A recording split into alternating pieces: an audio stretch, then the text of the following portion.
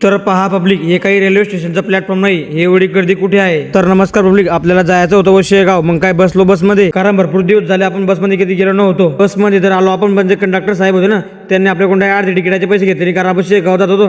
जा म्हणे माझ्याकडून फ्री म्हणे तुम्हाला. मग आलो भाऊ खामगावमध्ये डायरेक्ट शिवसेना फक्त ऑनली खामगावच्या बस स्टँड उतरले मस्तपैकी, थोडीफार मस्ती केली मस्तपैकी.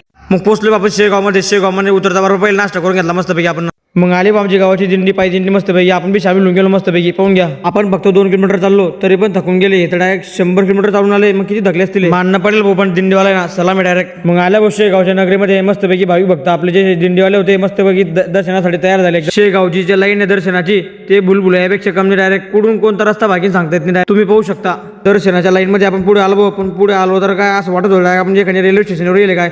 एवढी गर्दी मी कधीच पाहिलं नव्हती. ते दर्शनासाठी डायरेक्ट 2-3 किलोमीटरचा रस्ता होता डायरेक्ट. एवढी गर्दी होती डायरेक्ट खतरनाक गर्दी. किती बी राहू दर्शन करून जाऊच म्हटलं. मग केलं भाऊ दर्शन मस्तपैकी. मग लागलो महाप्रसादाच्या लाईन मध्ये मस्तपैकी. या ठिकाणी त्याच्याहून जास्त गर्दी होती तुम्ही पाहू शकता. अखेर लागला भाऊ आपला मस्तपैकी नंबर महाप्रसादासाठी. मग काय घेतला महाप्रसादाचा लाभ मस्तपैकी. मग आले बाबा मस्तपैकी बाहेर थोडीफार शॉपिंग करून घेतली मस्तपैकी. आपण माझ्यासाठी गल्ला घेऊन घेतला. असं वाटत होते एखादी रील्स बनवू, पण कॅन्सल करून टाकली. मग काही निघलो आम्ही ट्रॅक्टर मध्ये घरी मस्तपैकी, कारण आमच्याकडे गाड्या घोड्या पण होत्या, पण आम्हाला ट्रॅक्टरचा आनंद घ्यायचा होता, प्रवासाचा आनंद. कसं वाजव भावा.